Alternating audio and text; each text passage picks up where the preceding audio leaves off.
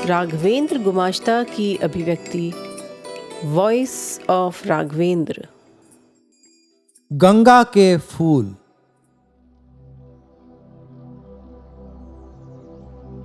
बेलपत्र से मुझे जलन होती है, ऐसी ही जलन मुझे धतूरे, आक, सफेद तिल, मलयगिरी चंदन, मौली, अबीर, भांग, शहद, गाय के दूध, घी और दही से भी होती है।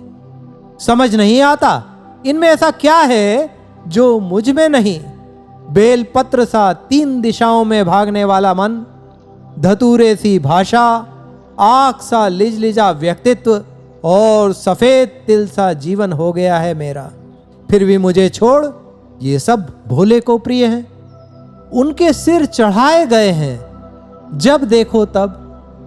वो तो भला हो भगीरथ का जो गंगा उतार लाए स्वर्ग से शिव जटाओं में, और गंगा के आते ही ये सब बह गए दूर, बहुत दूर गंगा सागर में। सागर से सागर की यात्रा है गंगा की, कृपा सागर की जटाओं से गंगा सागर तक। मैं भी हार मानने वालों में नहीं हूं। गंगा का निरंतर ध्यान क्या सिर में भरे सब कचरे को यूं ही नहीं बहा देगा?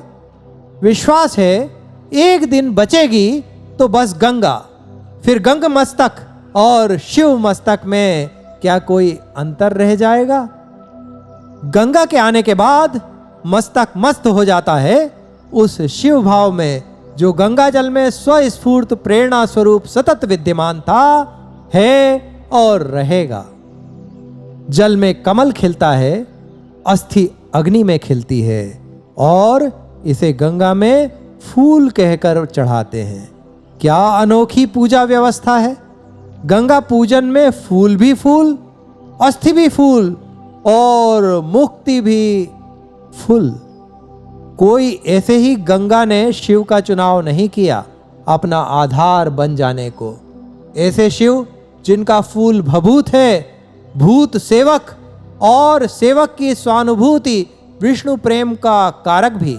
शिव के सेवक भूत, प्रेत और गण गंगा के पूर्ण प्रवाह क्षेत्र में सजग, तत्पर और व्याप्त हैं शिव सेवकों का अव्यक्त कल्याण करने और शिव द्रोहियों का शमन करने हेतु, जैसा उन्होंने किया था दक्ष के यज्ञ में।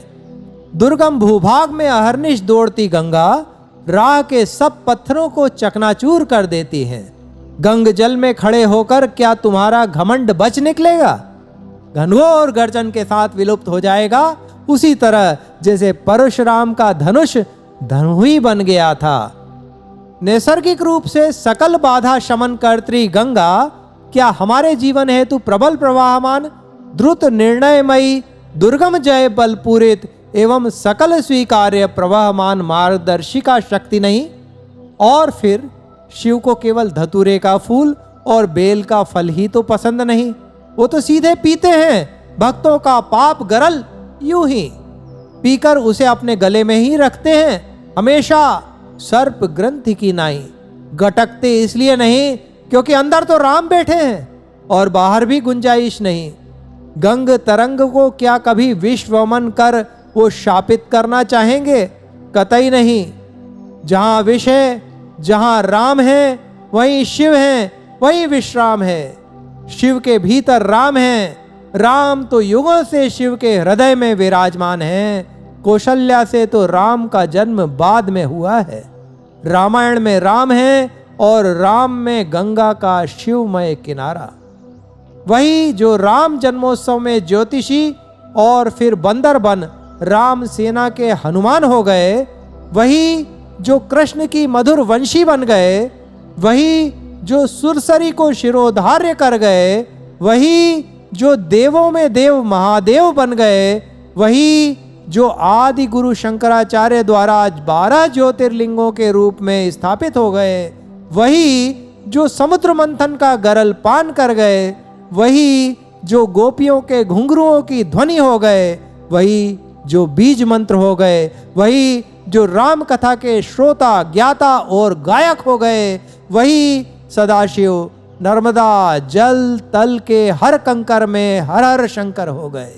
और इन शंकर पे चढ़ा हर जल हो गया गंगा जल सा पवित्र पावन अघनाशक। बनारस में बड़ी डेमोक्रेसी है। शिव की रोशनी का हिस्सा सबका बराबर है। जाओ बात करो शिव से, बताओ अपनी बात, जो चाहिए निकालो शिव त्रिशूल से। विष्णु जी तो स्वयं शेष नाग शय्याशायी हैं, विकट सर्प सम्राट उनके वशीभूत हैं, नतमस्तक हैं, सेवातुर हैं।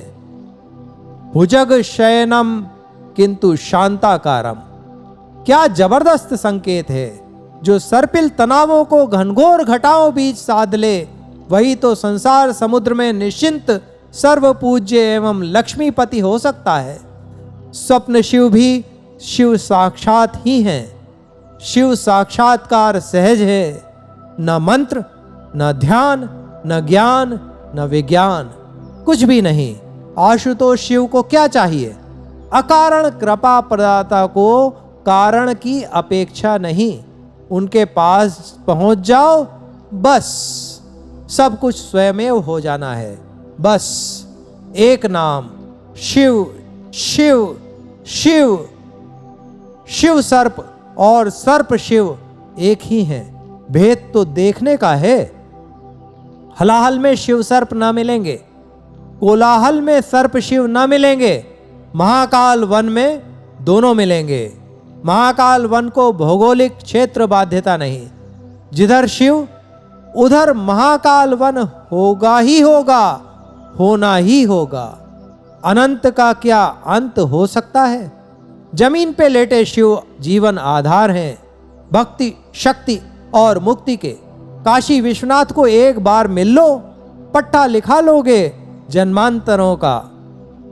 काशी की गलियों में अमृत, काशी की गहराइयों में अथाह ज्ञान और काशी निवास में अपार शांति भरी पड़ी है। जहां नर्मदा का हर पत्थर स्वयंभू शिव है, वहीं गंग तरंग शिवाभिषेक आतुर। विष्णु के नक्शे निसृत गंगा शिव पूजन में प्रवृत्त हैं। घाट पे, मंदिर में, स्मृति में, ध्यान में और लोक धारणा में। शंकर के सामने हाथ जोड़ने की आवश्यकता पड़ती ही नहीं। जो आशुतोष हो, हाथ जोड़ने का सोचते ही प्रसन्न हो जाए। ऐसे की आराधना न करूं तो किसकी करूं?